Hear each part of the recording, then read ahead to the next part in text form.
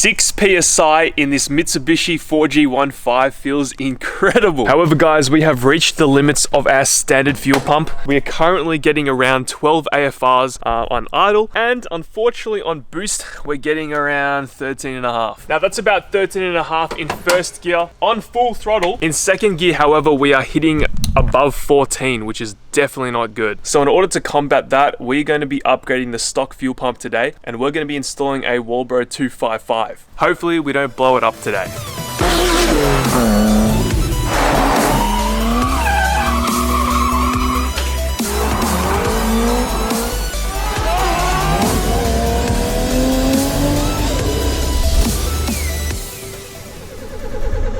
In the last video, the Lancer would not start. Look, at least it looks pretty cool sitting on the street, not being able to start. This is due to me turning the fuel pressure up on the fuel pressure regulator in order to get more fuel up top. Still leaning out. I was being greedy and we ran this engine too rich, and it caused the plugs to not work properly. Now we're trying to save on all costs here guys, so instead of going out and buying more spark plugs, I removed the old spark plugs and I tried to clean them out. They were basically brand new as well. We literally just installed them like last week. Ended up throwing them back in. Lick the turbo. Oh, yuck. It is very tasty. And it barely got me halfway down the street. Mechanics to the rescue.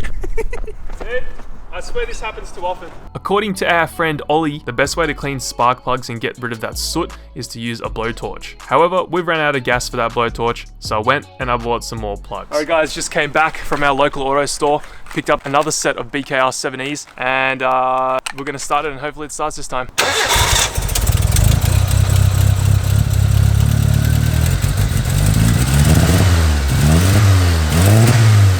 I dialed some of the fuel out, so we're now on 40 PSI of fuel pressure. Hopefully that doesn't cause any problems later. Before we continue guys, I want to say a massive thank you to everyone who's contributed on the GoFundMe to help Ollie's fight against cancer. I really appreciate all your support. I can see, we can see everyone that's donated, so that's awesome. I'm absolutely blown away with the amount of support, and it's honestly amazing. Yeah, obviously this isn't the best time, but you guys are honestly making it a lot easier for me, and yeah, I can't thank you guys enough.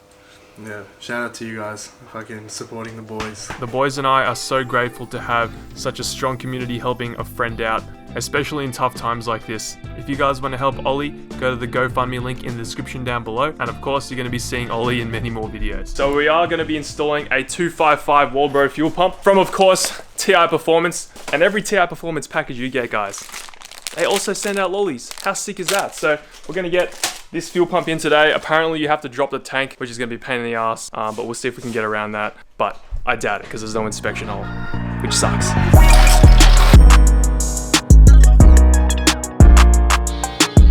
Hello!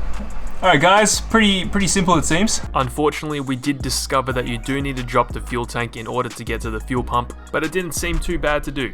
Doesn't seem like it's that hard to do. We need to disconnect the filler, the breather for the filler, the 2 lines going to the tank, the fuel in and fuel return, which just seem to be right here.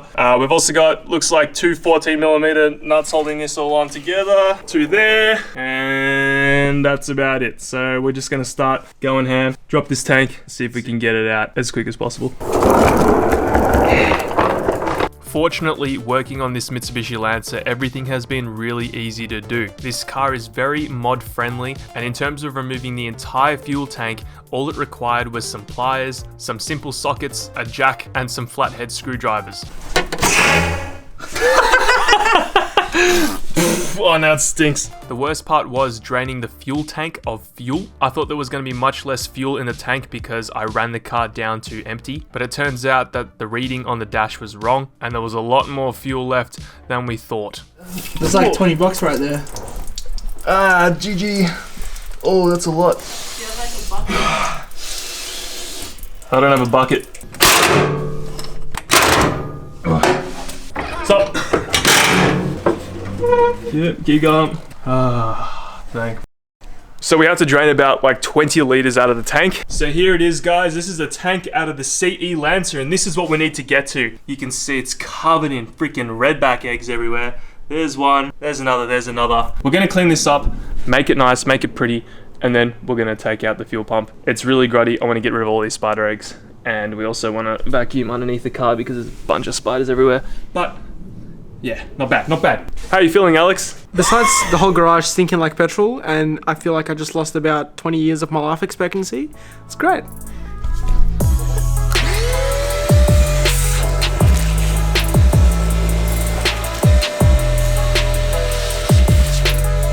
Mine dude. Alright, we've cleaned around the tank. I didn't bother doing like a crazy hectic job, but we got rid of all the spiders and everything, and we also vacuumed underneath the car to make sure.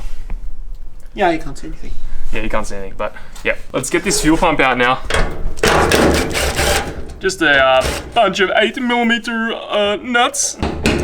Ready, Alex? Yes. Here we go. Pull her out. Pull her out. I've seen worse.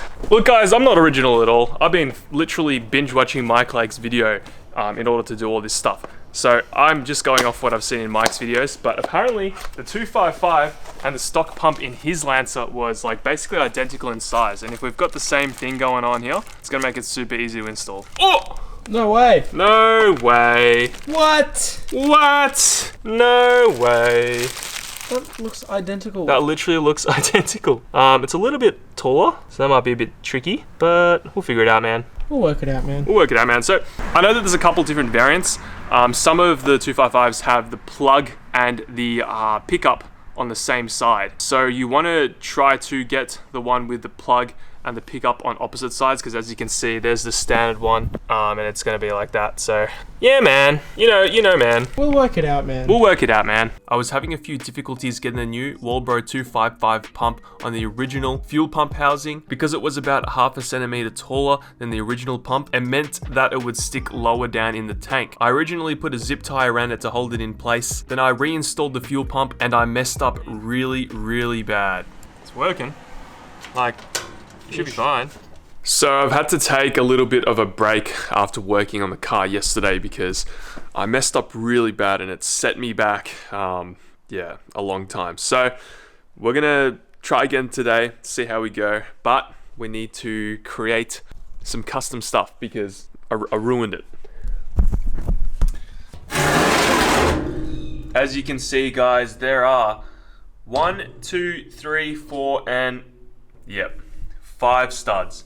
And that stud is broken. Now, because the Walbro 255 is a little bit longer in length than the standard fuel pump that goes in these things, it was basically bottoming out at the bottom of the tank. So every time I tightened it, it was not letting those bolts properly go all the way down. So I was just tightening it really tight. And obviously we stripped it and it cracked. So not the worst thing in the world, so. I'm literally watching all of Mike's old videos to figure this out. It seems like he was able to get the stock fuel pump rail to all fit together without using a riser, so maybe we can do the same. I don't know. So my original plan was to cut up a piece of metal that was the same shape as that fuel pump hat, so we could raise the fuel pump up a little bit and it wouldn't be touching the bottom of the tank. But what I saw in Mike's video is that he used the metal bracket on the standard fuel pump housing and basically forced it into place, and that allowed him to have the clearance to install the 255 in the tank. So instead, I got my drill out, removed the old stud, drilled a bigger hole, then used a rib nut to give me some threads into the tank where I could screw another bolt in place of where the thread was.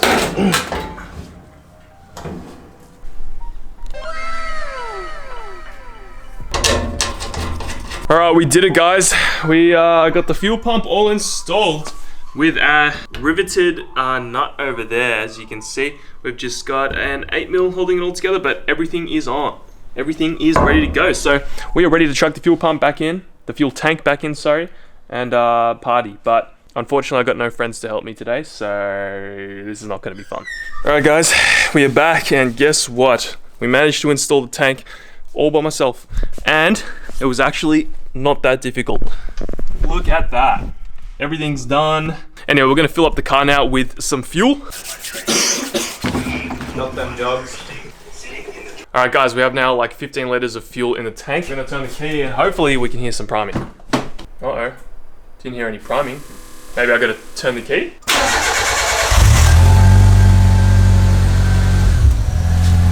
Sounds like it's working. I mean, it would probably have turned off by now, right, Ollie, if it was just remaining fuel. Come over to the front. Yeah, fuel pressure looks good too. Hell yeah, that's sick, done. Ow! Lick the turbo! Yeah, do it now, bro, do it now.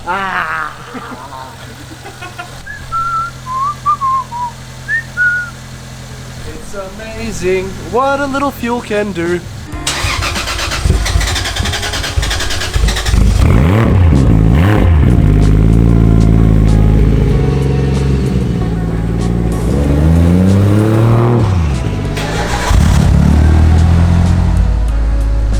Pump is so much louder as well, I can hear it. Probably because I got the back seat off, but it's like vibrating the entire car, which means that we probably had it bottomed out on the tank, but should be right.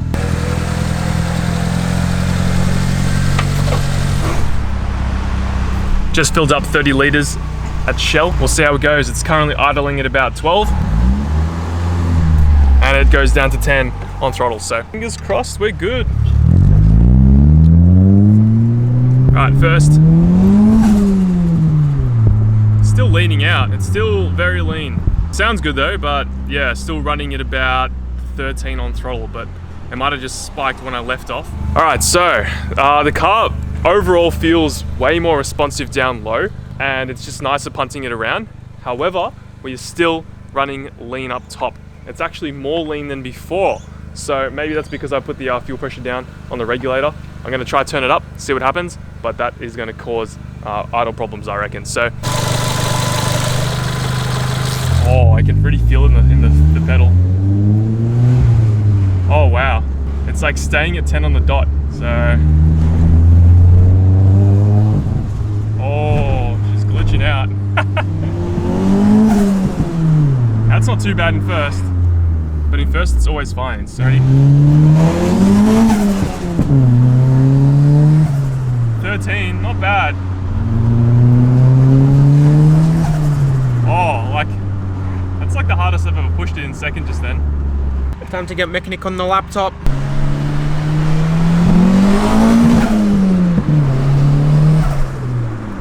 What was that hitting? I don't know, I can't see, I was focusing on filming. I think that was hitting at about 13. 13.5. What boost did we hit there? 5.2. Jeez, this thing moves, man.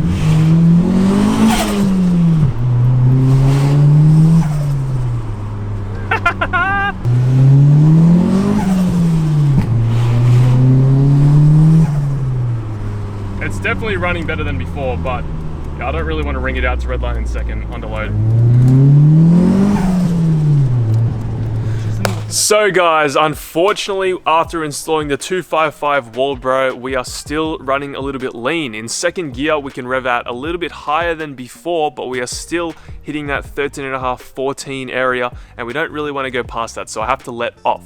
Any more than that, and I might blow the thing up, so I've just been trying to be super tame with it. Anyway, we were done with working on the Lancer because there wasn't really much else that we could do until we get it tuned, so I decided to take the AU Falcon out for a little spin. Unfortunately, since the drift day, yeah, it's been just sitting here pretty neglected, and that's because, yeah, the oil leak, and I just don't have any space to store any of the wheels that are in the car. And I also have to remove the cage because I want to get the car tinted, just so it's a little bit more street friendly, as the cage is obviously pretty noticeable. But yeah, it's looking pretty sick right now. Now, you guys probably don't know this, or you might know if you're following me on Instagram. Hello. Hello. I have a new toy. Yes, Peter bought an AU Falcon off a friend of ours. Big shout out to Liam Calder, Top G. Here it is.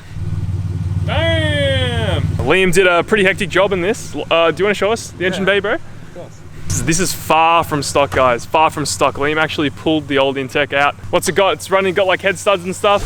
Nah, no head studs, but it's got a stage 2 cam, intake plenum, maker extractors. I like this, man. There we go, ready for you. Yeah. So yeah, we're gonna take it to 7-Eleven. I need to check the oil in my car.